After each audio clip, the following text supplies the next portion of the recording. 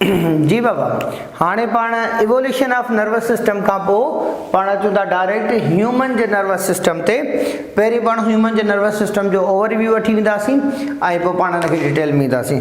सभिनी खां पहिरीं ॻाल्हि त जॾहिं नर्वस सिस्टम की ॻाल्हि था कयूं ह्यूमन जी, त ह्यूमन जो जेको नर्वस सिस्टम आहे उहो सेंट्रलाइज़्ड आहे। हींअर अञा पढ़ी आयासीं त डिफ्यूज़ मतिलबु उहो जंहिंमें को बि ब्रेन न हुजे या जंहिंजो को हिकिड़ो डिसाइसिव मर्कज़ न हुजे, त that is called diffuse nervous system. पर ह्यूमन में ब्रेन ऐं स्पाइनल कार्ड मौजूद आहिनि, जंहिंजे करे असीं हिनखे सेंट्रलाइज़ नर्वस सिस्टम चवंदासीं। यानी पूरी बॉडी जी इंफॉर्मेशन कंहिं हिकिड़े सेंटर में उहा प्रोसेस थिए थी अची। अच्छा, मोस्ट कॉम्प्लेक्स आहे, पाण पहिरीं बि ॻाल्हि करे आयासीं हिन जी। ह्यूमन जो जेको नर्वस सिस्टम आहे उहो कंसिस्ट ऑफ आहे ॿिनि शयुनि ते। हिकिड़ो आहे सेंट्रल नर्वस सिस्टम, ॿियो आहे पेरिफेरल नर्वस सिस्टम। अच्छा, हाणे तव्हां चवंदो सर मथे तव्हां चयो आहे सेंट्रलाइज़्ड। सेंट्रलाइज़ माना जंहिंजो हिकिड़ो सेंटर हुजे, त मुलाज़मन असां सेंटर जी ॻाल्हि कंदासीं। ऐं बि PSNS माना पेरिफेरल नर्वस सिस्टम छा मतिलबु, मिसाल तौर ते हीअ असांजी बॉडी थी, उन में हीअ आहे ब्रेन, हीअ आहे स्पाइनल कार्ड, ठीकु आहे। हाणे जेकॾहिं कंहिं ॿांह खे टच कयो त ॿांह जी सेंसेशन ईंदी स्पाइनल कार्ड ते, स्पाइनल कार्ड खां वेंदी ब्रेन, ब्रेन हुनखे डिसाइड कंदो मोकिलींदो स्पाइनल कार्ड ॾे, स्पाइनल कार्ड मोकिलींदो ॿांह ॾे। मतिलबु त हिकिड़ा उहे पाथवेज़ आहिनि, उहे स्ट्रक्चर्स आहिनि जेके इन सेंट्रल नर्वस सिस्टम खां ॿाहिरि आहिनि, ठीकु आहे। उहे कहिड़ा आहिनि, उहे ही आहिनि नर्व्स, जिन खे असीं PNS था चऊं, माना पेरिफेरल नर्वस सिस्टम। ऐं सेंट्रली जेके शयूं विच ते मौजूदु आहिनि उन्हनि में ब्रेन ऐं स्पाइनल कार्ड ॿ शयूं अचनि थियूं, जिन खे असीं CNS चवंदा आहियूं। त ह्यूमन जो नर्वस सिस्टम PNS ऐं CNS में डिवाइडेड आहे। अच्छा, वरी जॾहिं असीं ॻाल्हि था कयूं CNS माना सेंट्रल नर्वस सिस्टम ते, त उन में असांजो अची वियो ब्रेन ऐं स्पाइनल कार्ड। अच्छा, PNS वरी छा ते मुश्तमिल हुजे थो, क्रेनियल एंड स्पाइनल नर्व्स ते। 12 पेयर्स अहिड़ा आहिनि नर्व्स आहे जेके डायरेक्ट ब्रेन मां निकिरी आइज़ ॾे या मुख़्तलिफ़ ॿियनि ऑर्गन्स ॾे वेंदा आहिनि, ऐं तक़रीबन 31 पेयर्स अहिड़ा आहिनि जेके स्पाइनल कार्ड मां निकिरी ऐं बाक़ी ॿियनि पार्ट्स ॾे वेंदा आहिनि। ऐं वरी जेकॾहिं असीं उन्हनि खे क्लासीफाई कंदासीं PNS खे, त उन में जेके असांजूं नर्व्स मौजूदु आहिनि उन में के असांजूं सोमेटिक आहिनि, के असांजूं ऑटोनॉमिक आहिनि, त हिननि जी ॻाल्हि ॿोल ते पोइ अचूं था। अच्छा, असांजी बॉडी में जेतिरा बि न्यूरॉन्स आहिनि उनजो तक़रीबन 90% न्यूरॉन्स जेका आहे उहा CNS में अकरंस आहे। मतिलबु त असांजी सॼी बॉडी में नर्वस सिस्टम ऑपरेट करे थो, टच थी ख़बर पइजी वई ब्रेन खे, स्पाइनल कार्ड खे एक्सेट्रा, पर 90% जेके न्यूरॉन्स आहिनि उहे ब्रेन में ऐं स्पाइनल कार्ड में माना CNS में मौजूदु आहिनि। माना 90% जेके आहिनि असांजा न्यूरॉन्स हिते मौजूदु हुजनि था। अबाउट 1000 बिलियन न्यूरॉन्स असांजी बॉडी में मौजूदु हूंदा आहिनि। हीअ फिगर वरी बि पाण कंफर्म करे सघूं था त केतिरी आहे, त मुख़्तलिफ़ राइटिंग्स में इहा 1000 बिलियन न्यूरॉन्स जो तइदादु ॿुधायो थो वञे पियो। अच्छा, ॿी ॻाल्हि त ब्रेन जे अंदरि के बि पेन रिसेप्टर्स कोन्हनि के, माना दिमाग़ खे पंहिंजो सूर महसूसु न थींदो आहे। हा, दिमाग़ जूं रॻूं धमंदियूं आहिनि, ब्लड प्रेशर हाई थी वेंदो आहे, इहा ख़बर पवंदी आहे। ब्रेन खे धकु लॻे थो त स्कल में जेको माना पेन थिए थो या खल में थिए थो उहो महसूसु थींदो आहे, पर ब्रेन जो इटसेल्फ पंहिंजो को पेन कोन्हे को, के बि पेन रिसेप्टर्स कोन्हनि। पोइ जॾहिं असां ब्रेन जी सर्जरी कंदा आहियूं ह्यूमन जी, त असीं उहो विदाउट एनेस्थेसिया, माना असीं उनखे को नशो वग़ैरह ॾेई करे बाद में कोन कंदा आहियूं, बिना एनेस्थेसिया जे कंदा आहियूं। माना उहो मरीज़ पाण ॾिसी रहियो हूंदो आहे, जागी रहियो हूंदो आहे, जो असीं ऑपरेशन कंदा आहियूं। हाणे असां जेकॾहिं थोरो डिटेल ते हलूं था त बाबा हीउ रहियो ह्यूमन नर्वस सिस्टम, जेके असां PNS ऐं CNS में डिफ्रेंशिएट कयोसीं। हीअ असांजो सेंट्रल नर्वस सिस्टम, हीअ असांजो पेरिफेरल नर्वस सिस्टम। हाणे हीअ सॼो छा आहे, सेंट्रलाइज़ नर्वस सिस्टम। उन में ही ब्रेन ऐं स्पाइनल कार्ड छा आहिनि, सेंट्रलाइज़ नर्वस सिस्टम जो सेंट्रल नर्वस सिस्टम, यानी ओवरऑल सेंट्रलाइज़्ड। ऐं उन सेंट्रलाइज़ में जेके सेंट्रल ॿ शयूं आहिनि उनखे चयोसीं CNS। ऐं वरी जेके उन सेंटर खां ॿाहिरि निकितल शयूं आहिनि जेके पेरीफेरी ॾे वञनि थियूं, ॿाहुनि ॾे, जंगुनि ॾे, आइस ॾे, ज़बान ॾे, पूरी बॉडी ॾे वञनि थियूं पियूं, असां उनखे चवंदा आहियूं पेरीफेरल नर्वस सिस्टम। CNS में ॻाल्हि कईसीं त ब्रेन एंड स्पाइनल कार्ड मौजूदु आहे। स्पाइनल कार्ड खे वरी असीं ग्रे मैटर ऐं वाइट मैटर में डिफ्रेंशिएट कंदा आहियूं। बाद में जॾहिं असां हिन जी एनाटमी ठाहींदासीं ऐं डिटेल डिस्कशन में वेंदासीं त ॾिसंदासीं त अंदरि तरफ़ इन जो मटीरियल ग्रेश हूंदो आहे, जेके असीं ग्रे मैटर चवंदा आहियूं, जेको इन जो सेंट्रल पार्ट आहे। ऐं ॿाहिरियों इन जो वाइटिश पार्ट हूंदो आहे, जेके असीं वाइट मैटर चवंदा आहियूं। त इहो ग्रे ऐं वाइट मैटर जो ज़ोन्स में विराइबो ऐं फर्दर असां हिन जे एनाटमी ऐं फिजियोलॉजी ते वेंदासीं। ब्रेन जी ॻाल्हि कईसीं त ब्रेन टे हिसनि में विरायल आहे। हिकिड़ो असांजो फोर ब्रेन आहे, ॿियो असांजो मिड ब्रेन आहे, ॿियो असांजो हाइड ब्रेन आहे। माना असां दिमाग़ खे टिनि हिसनि में कयो आहे। फोर ब्रेन माना अॻियूं दिमाग़, पर इहो अॻियूं कोन हूंदो आहे जस्ट, पर तक़रीबन असांजो 80% जेको ब्रेन आहे उहो जेको कवर करे थो उहो फोर ब्रेन ई हूंदो आहे। जेको लार्जेस्ट पार्ट आहे माना सेरिब्रम उन जो हिसो हूंदो आहे त उहो असांजो हुजे थो। मिड ब्रेन तमामु नंढे में नंढो आहे, हाइड ब्रेन रिलेटिवली कुझु बहितर आहे, पर उहो माना फोर ब्रेन जे मुक़ाबले में काफ़ी नंढो हुजे थो। फोर ब्रेन खे वरी असीं डिवाइड कंदा आहियूं टीलेनसेफ्लान ऐं डायनसेफ्लान में। हाणे टीलेन लफ़्ज़ जी माना ई आहे टेली माना परे, ठीकु आहे। सेफ्लॉन जो मतिलबु आहे हेड, जीअं सेफलाइज़ेशन चवंदा आहियूं मुंडी जे ठहण जे प्रोसेस खे, त सेफ्लॉन माना हेड, परे वारो हेड। छा मतिलबु? हाणे फर्ज़ कयो त हीअ असांजो मिड ब्रेन आहे, हीअ असांजो पोन्स आहे, हीअ असांजो मेडुला ऑब्लांगेटा आहे। इन्हनि माना मिड ब्रेन, पोन्स ऐं मेडुला ऑब्लांगेटा खे मिलाए करे चवंदा आहियूं ब्रेन स्टेम। हाणे ब्रेन स्टेम असांजी सेंटर ते आहे, त जेको असांजो फोर ब्रेन आहे उनजो जेको टीलेनसेफ्लान आहे उहो थो हुजे हिन खां अॻे तरफ़, माना अॻिते फॉरवर्ड, माना अवे फ्रॉम, जंहिंजे करे असां हिनखे चयो आहे टीलेनसेफ्लॉन, माना अॻे वारो दिमाग़। इनखे वरी जेकॾहिं असीं विराईंदासीं त हिन में छा हूंदा आहिनि, जेकॾहिं असां हिन जो एरियल व्यू वठंदासीं त असांखे हीअं इन ब्रेन जे पार्ट जा असांखे ॿ अध नज़र ईंदा, उहे गुंज हूंदा आहिनि, वेवी हूंदा आहिनि, त इन जा असांखे ॿ अध नज़र ईंदा, जिन खे असीं चवंदासीं टू सेरिब्रल हेमिस्फीयर्स। इन्हनि हेमिस्फीयर्स ते डिटेल ते बि अचूं था। इन्हनि हेमिस्फीयर्स खे वरी असां जेकॾहिं ॾिसंदासीं त हिन में अहिड़े क़िस्म जा बंजिस हूंदा आहिनि, माना गुंज हूंदा आहिनि। उन्हनि गुंजनि में जेको ॿाहिरियों हिसो हूंदो आहे उहो हूंदो आहे ग्रे मैटर, ऐं अंदरियों जेको हूंदो आहे उहो हूंदो आहे वाइट मैटर। तव्हां आउटर रीजन ॾिसंदा त दिस इज़ ग्रेइश, ऐं वरी वाइट अंदरि विच ते ॾिसंदा त इहो वाइटिश हूंदो आहे। ग्रेइश छाजे करे हूंदो आहे? असां न्यूरॉन वारे टॉपिक में बि पढ़ी आयासीं त जिते सोमा हूंदी, ठीकु आहे, जिते इनिशियल सबस्टेंसिस हूंदा दैट लुक्स ग्रे, त इन जो मतिलबु आहे त हिन हिसे में डेंड्राइट्स मौजूदु आहिनि ऐं सोमा मौजूदु आहिनि। अच्छा, बाक़ी जेके हिन जा एग्ज़ाम्स वग़ैरह मौजूदु आहिनि उहे विच ते हूंदा आहिनि, ऐं वरी जेके माइलिनेटेड जेके असांजा एग्ज़ाम्स हूंदा जिन ते माइलिन शीथ हूंदी आहे त उहा वाइटिश नज़र ईंदी आहे, त विच ते जॾहिं हिन जो एग्ज़ाम्स शामिलु हूंदा त एग्ज़ाम्स वाइट नज़र ईंदा, त हीअ माना ईअं सम्झो त एग्ज़ाम जा फाइबर्स आहिनि ऐं हीअ हिननि जी सोमा आहे। त असां हिनखे वाइट एंड ग्रे मैटर में विराए सघूं था, माना एनाटमी जे हवाले सां, क्रॉस सेक्शन जे हवाले सां। अच्छा, वरी इहो जेको टीलेनसेफ्लान जो त लार्जेस्ट पार्ट आहे, त इनखे वरी फर्दर लोब्स में विराईंदा आहियूं असां। मिसाल तौरु हिन जो फ्रंटल लोब अॻियूं वारो हिसो आहे, उनखे असां मोटर कार्टेक्स बि चवंदा आहियूं, छो त असांजी ज़्यादातर मस्कुलर कोऑर्डिनेशन खे इहो ऑपरेट करे थो या इहो जज करे थो, हिन जे बारे में सोचे थो, त असीं हिनखे फ्रंटल चवंदा आहियूं। हाणे जेकॾहिं फर्ज़ कयो त असीं दिमाग़ जी हिते स्ट्रक्चर ठाहियूं, त हीअ असांजो फर्ज़ कयो त हीअ ब्रेन आहे अहिड़े नमूने सां, त हाणे ब्रेन थियो, त हिन जो जेको सभिनी खां अॻियों हिसो आहे इहो फ्रंटल आहे, ऐं हीअ जेको पोयूं हेठि तरफ़ आहे इहो असांजो ऑक्सीपेटल आहे, ऐं मथियों वारो जेको असांजो उहो पेराइटल आहे, हेठि वारो जेको असांजो टेम्पोरल आहे। त अहिड़े नमूने सां असां ॻाल्हि कईसीं त हीअ असांजो फ्रंटल लोब थी वियो, हीअ मथियों वारो जेको आहे इहो असांजो पेराइटल लोब थी वियो, हीअ पोयूं वारो असांजो ऑक्सीपेटल थी वियो, ऐं हीअ असांजो टेम्पोरल थी वियो। ठीकु आहे, सो इहे चार रीजन्स आहिनि, इन्हनि खे बि बाद में ॾिसूं था पिया। सो फ्रंटल लोब जेको असां मोटर कार्टेक्स चवंदा आहियूं, पेराइटल लोब जेको सेंसरी कार्टेक्स चवंदा आहियूं, जीअं मिसाल तौर ते असीं जेको कुझु ॻाल्हायूं था त उन जे बारे में जेको डिसाइड करे थो, या जेको असीं कुझु ॿुधूं था का सेंसेशन जे ज़रिए, त असां छा ॿुधोसीं, त असीं लैंग्वेज खे इंटरप्रेट करण जी कोशिशि कंदा आहियूं, त लैंग्वेज जी इंटरप्रिटेशन जेको आहे उहो असांजो पेराइटल लोब कंदो आहे। ऑक्सीपेटल लफ़्ज़ में ई ख़बर पए थी त इहो असांजो विजन सां वाबस्ता आहे, जंहिंजे करे असां हिनखे विजनरी कॉन्सेप्ट चवंदा आहियूं, विजुअल कार्टेक्स चवंदा आहियूं। त हीअ असांजो विजुअल कार्टेक्स आहे, हीअ असांजो जेको आहे सेंसरी कार्टेक्स आहे, हीअ असांजो मोटर कार्टेक्स आहे, मूवमेंट जे बारे में डिसाइड करे थो। अच्छा, टेम्पोरल इहो वरी असांजो ऑडिटरी आहे, माना शयूं जेको ॿुधबियूं आहिनि, त ॿुधण वारो जेको अचे थो। अच्छा, हाणे तव्हां चवंदो सर ॿुधण जी ॻाल्हि हेॾे बि कईसीं, ॿुधण जी ॻाल्हि हेॾे बि कईसीं, त ॿुधण खे रिसीव ई कंदो आहे, पर असां छा ॿुधोसीं छा न ॿुधोसीं हुनखे जज ई कंदो आहे। मिसाल तौर ते जेकॾहिं पेराइटल लोब में को डैमेज थी वञे त उहो माण्हू ॿोड़ो कोन थी वेंदो, ॿुधंदो सही, पर हू छा ॿुधंदो डिसाइड न करे सघंदो। सो लैंग्वेज जे बारे में ॿुधणु या जेका आवाज़ ॿुधिजे थो उहो, ऐं वरी उनखे इंटरप्रेट करणु, इहे ॿ अलॻि ॻाल्हियूं हुजनि थियूं। सो बहरहाल हीअ ऑडिटरी आहे असांजो जेको ॿुधण जो कमु करे थो। हीअ असांजा मुख़्तलिफ़ ज़ोन्स आहिनि। इहे जेके ज़ोन्स या रीजन्स या लोब्स आहिनि, छा जा आहिनि, इहे फोर ब्रेन जा आहिनि। फोर ब्रेन में बि टीलेनसेफ्लान जा, यानी पूरे ब्रेन जा कोन आहिनि, सिर्फ़ु टीलेनसेफ्लान खे हिकिड़े पासे असीं हेमिस्फीयर में, सेरिब्रल हेमिस्फीयर में विरायूं था, ॿिए पासे हुन सेरिब्रम खे रीजन जे बेसिस ते 4 लोब्स में विरायूं था। डायनसेफ्लान अब ही असांजो थी वियो छा चइजेसि त डाय जो मतिलबु हूंदो अक्रास ठीकु आहे, ऐं सेफ्लान जो मतिलबु थियो ब्रेन।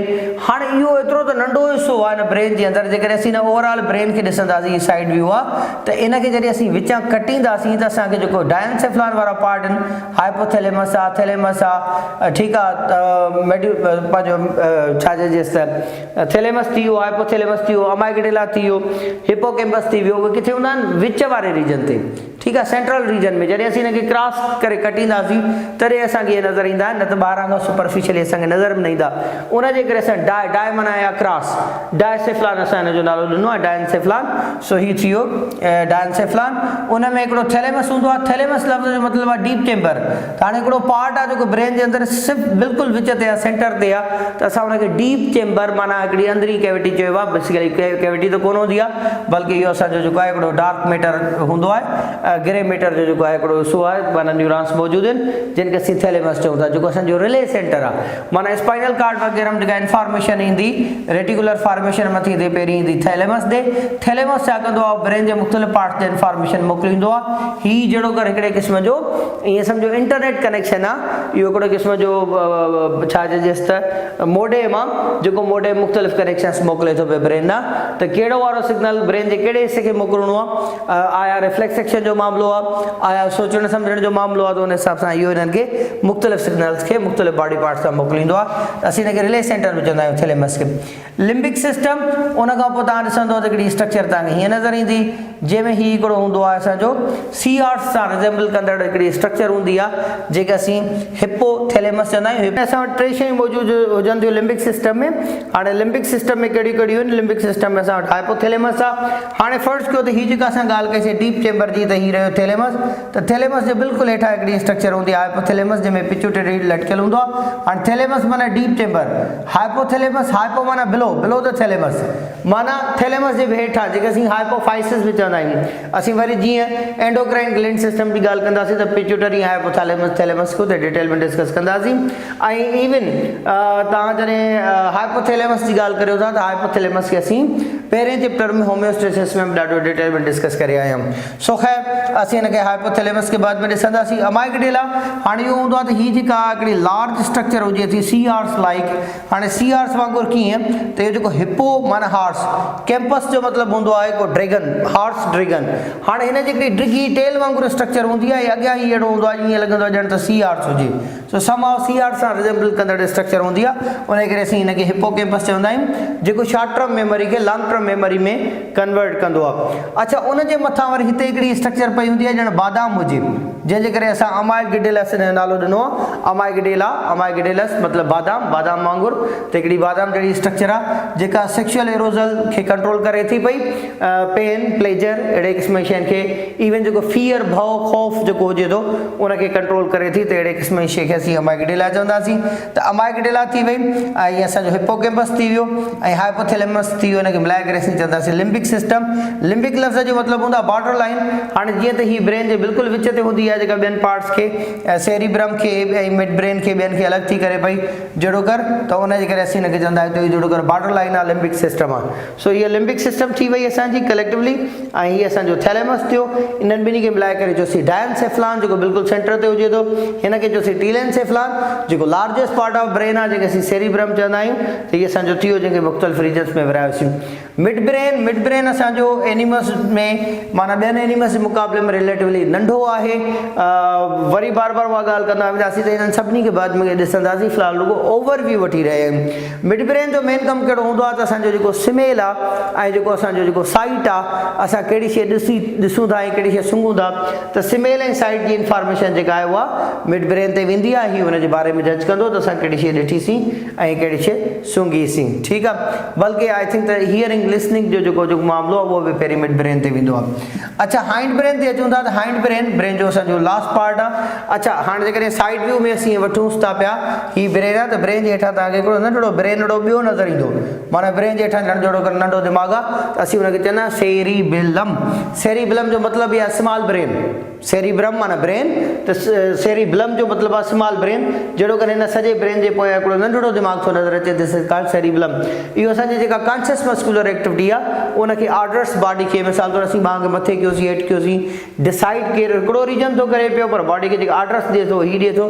त जिस्म जी जेका असांजी मस्कुलर कोऑर्डिनेशन आहे, कॉन्शियस मस्कुलर कोऑर्डिनेशन आहे, उनखे हीअ कंट्रोल कंदो आहे। मतिलबु त हीअ जेको असीं सोमेटिक पाथवे चवंदा आहियूं न, जेको असांजो कॉन्शियस मस्कुलर एक्टिविटी खे कंट्रोल करे थो, असांजे स्ट्रेटेड मसल्स खे कंट्रोल करे थो, उहो असांजो सेरिबेलम कंदो आहे। पोन्स जेको असांजे फेशियल जेस्चर्स वग़ैरह खे कंट्रोल करे थो ऐं कुझु ॿिया मैकेनिज़म्स अथसि। जेको ब्रेन स्टेम जो पार्ट आहे, जीअं सवेर ते लिखियोसीं त हीअ असांजो मिड ब्रेन जेको सवेर हींअर डिस्कस करे आयासीं, ऐं पोइ पोन्स ऐं पोइ मेड्यूला ऑब्लांगेटा ऐं मिलाए करे ठाहींदा आहिनि ब्रेन स्टेम, जेका एवोल्यूशनरी पॉइंट ऑफ व्यू सां तमामु पुराणी स्ट्रक्चर आहे। सो पाण ॻाल्हि कईसीं त हीअ असांजो थी वियो पोन्स। पोन्स खां पोइ मेड्यूला ऑब्लांगेटा जेको लास्ट पार्ट आहे, जेको पुछड़ीअ वांगुरु पोइ हेठि स्पाइनल कार्ड में जेको कंटिन्यू हूंदो आहे, त उहो असांजो मेड्यूला ऑब्लांगेटा आहे, जेको रिफ्लेक्स सेंटर आहे। जेके असांजा रिफ्लेक्स एक्शन्स आहिनि, मिसाल तौरु साह खणणु, निच ॾियणु, ब्रीथिंग करणु, माना साह खणणु साॻी ॻाल्हि थी, हार्ट बीट खे कंट्रोल करणु, इहे सभई जेके ऑटोनोमिक रिस्पॉन्सिस आहिनि असांजा, उहे ई मेनली माना जेके सर्वाइवल लाइ ज़रूरी आहिनि उन्हनि खे ई कंट्रोल करे थो मेड्यूला ऑब्लांगेटा। रेटिकुलर फॉर्मेशन वरी हीअ जेको असां माना मिड ब्रेन जी ॻाल्हि कईसीं, पोन्स जी ॻाल्हि कईसीं, मेड्यूला जी ॻाल्हि कईसीं, त हिन जे सेंटर में हिकिड़ा माना छा चइजेसि त अनऑर्गनाइज़ क़िस्म जा सेल्स हूंदा आहिनि, जेके विच ते हिन जे सेंटर मां गुज़रनि था पिया। उहे छा कंदा आहिनि त असांजे स्पाइनल कार्ड में जेको सिग्नल ईंदो आहे उनखे थैलेमस ॾे मोकिलिनि या न मोकिलिनि, उहे ई डिसाइड कंदा आहिनि। रेटिकुलर फॉर्मेशन त कहिड़ो वारो अहिड़ो सिग्नल आहे जेको कंसीडर करे सघिजे थो, कहिड़ो वारो अहिड़ो आहे जेको अवॉइड करे सघिजे थो। राति जो ॿारु रोए थो त माउ हिकदमि टपो ॾेई उथे थी, पर पीउ जेको आहे सुतो पियो आहे, उहो माना केरु थो ॿुधाए पियो। हाणे पीउ जे कननि ते आवाज़ु पए थो, पर रेटिकुलर फॉर्मेशन इहो डिसाइड कयो त बाबा इहो तुंहिंजे लाइ सिग्नल न आहे। ऐं जॾहिं माउ जे कननि ते पुॼे थो त हुनखे ॿुधाए थो वञे त हा बाबा इहो तुंहिंजे लाइ आहे। पर साॻे वक़्तु जॾहिं बिजलीअ जो बिल ईंदो ऐं हुन ते लिखियलु हूंदो त 25,000 या 30,000 जो बिल आयो आहे, त अमड़ ॿुधी हेॾां जो होॾां करे छॾींदी, पर अबो ॿुधंदो त छिरक भरे उथंदो त 25 या 30,000 बिल आयो आहे, वॉट एवर। सो कहिड़ी शइ खे माना कंसीडर करिणो आहे, फर्दर अॻिते मोकिलिणो आहे, कंहिंखे अवॉइड करिणो आहे, इहो असांजो रेटिकुलर फॉर्मेशन डिसाइड कंदो आहे। त इहो असांजो हाइंड ब्रेन। ॿिए पासे ते सीएनएस खां पोइ असां जेकॾहिं पीएनएस ते अचूं था त असां वटि ॿ मेन मेजर हुजनि था पीएनएस, पेरिफेरल नर्वस सिस्टम, जंहिंमें हिकिड़ो असां वटि आहे सोमेटिक ऐं ॿियो असांजो ऑटोनॉमिक। सोमेटिक में असां वटि ॿई पाथवेज़ आहिनि, एफरेंट बि आहे, एफरेंट बि आहे। माना जेके शयूं बॉडी खां ब्रेन ॾांहुं आहियूं उहे बि आहिनि, ऐं जेके ब्रेन खां बॉडी ॾे आहिनि उहे बि वयूं आहिनि। पर कहिड़ियूं वारियूं? ही उहे वारियूं आहिनि जेके असांजो कॉन्शियस मस्कुलर एक्टिविटी कराइनि। माना मिसाल तौरु असांजे सेंस ऑर्गन खां, असांजी स्किन खां, असांजी टंग खां, असांजी आइज़ खां, मिसाल तौरु अखियुनि जे ज़रिए असां हिकिड़ो सिग्नल ॾिठोसीं जेको असांजे स्पाइनल कार्ड ऐं ब्रेन ताईं पुॻो, उन खां पोइ असां हुनखे रिस्पॉन्ड कहिड़ो कयोसीं, असां माना छा कयोसीं, को आवाज़ु ॿुधोसीं, असां हुनखे छा रिस्पॉन्ड कयोसीं, त रिस्पॉन्ड करण जो जेको कॉन्शियस रिस्पॉन्स आहे उहो असांजो सोमेटिक नर्वस सिस्टम कंदो आहे। अच्छा, हुन सां गॾोगॾु असां वटि ऑटोनॉमिक नर्वस सिस्टम बि मौजूदु आहे, जेको हर वक़्तु बॉडी जे मेन टास्क खे डील करे थो ऐं बॉडी खे असांजे बग़ैर कंसिडरेशन जे ऑपरेट करे थो पियो। हार्ट बीट हर वक़्तु थिए थी पई, साह हर वक़्तु खणूं था पिया, हुन में सोचण जी ज़रूरत कोन्हे का। हिन वक़्तु तव्हां ॻाल्हि ॿोल ॿुधी रहिया आहियो, हुन पूरे लेक्चर जो ओवरव्यू ॿुधी रहिया आहियो ऐं तव्हांखे निंड अची रही आहे, ठीकु आहे, तव्हांखे पोइ एक्टिवेट कयूं था जॾहिं हिन डिटेल में ईंदासीं। फ़िलहालु उहो तकड़ी माना ब्रीफिंग ॾेई वञो, जहिड़ो करे ब्रीफिंग पई हले फ़िलहालु। सो निंड फिटायूं था तव्हांजी बेटा। सो ॻाल्हि कईसीं त बाबा हिकिड़ा उहे असांजा आहिनि जेके असांजी बॉडी जा वाइटल टास्क आहिनि। फाइट और फ्लाइट वारो जेको मामिलो आहे उहो असांजो सिंपैथेटिक नर्वस सिस्टम आहे। सिंपैथेटिक नर्वस सिस्टम जो मतिलबु आहे, फर्ज़ कयो त असीं क्रिकेट में रांदि खेॾणु था वञूं, जॾहिं क्रीज़ ते वेंदा आहियूं त हार्ट बीट तेज़ थी वेंदी आहे, मसल कंट्रैक्ट थियणु लॻंदा आहिनि। त इहो छो थो थिए? त जीअं असांजी बॉडी खे तयारु कजे छाजे लाइ? फाइट एंड फ्लाइट लाइ। पहिरीं दफ़ो असीं स्पीच लाइ अचूं था, स्टेज ते अचूं था, जंहिं ॾकनि थी पयूं, छा आहे असांजी बॉडी प्रिपेयर थी करे फाइट एंड फ्लाइट लाइ। त अहिड़े क़िस्म जो असांजो नर्वस सिस्टम जेको असांजी बॉडी खे फाइट और फ्लाइट लाइ या त भॼी वञे या ॿी मुंहुं ॾिए, अहिड़े क़िस्म जी कंडीशन लाइ तयारु करे थी, त असीं हिनखे सिंपैथेटिक नर्वस सिस्टम चवंदा आहियूं। अच्छा, पैरासिम्पैथेटिक नर्वस सिस्टम वरी छा आहे त असां जॾहिं उहा एक्टिविटी करे वरितीसीं त उन खां पोइ असांजी बॉडी खे वापसि नॉर्मल करिणो हूंदो आहे। हार्ट बीट जेका फास्ट थी वई उनखे स्लो डाउन करिणो हूंदो आहे। डाइजेशन जो प्रोसेस असांजो जेको डिस्टर्ब थियो उनखे वापसि बैक टू पवेलियन करिणो हूंदो हूंदो आहे, नॉर्मलाइज़ करणो हूंदो आहे, त उहो मैकेनिज़म, उहो सिस्टम जेको असांजे इन सॼे मामले खे नॉर्मलाइज़ करे थो, त असीं हुनखे चवंदा आहियूं पैरासिम्पैथेटिक नर्वस सिस्टम।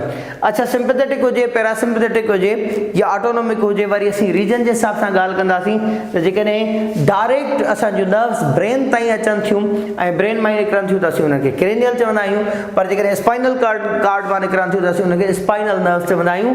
त असां हाणे डिटेल में डिस्कस कंदासीं बाबा सभिनी खां पहिरीं ह्यूमन जो ब्रेन, उन खां पोइ असीं डिस्कस कंदासीं ह्यूमन जो स्पाइनल कार्ड, उन खां पोइ असां डिस्कस कंदासीं PNS।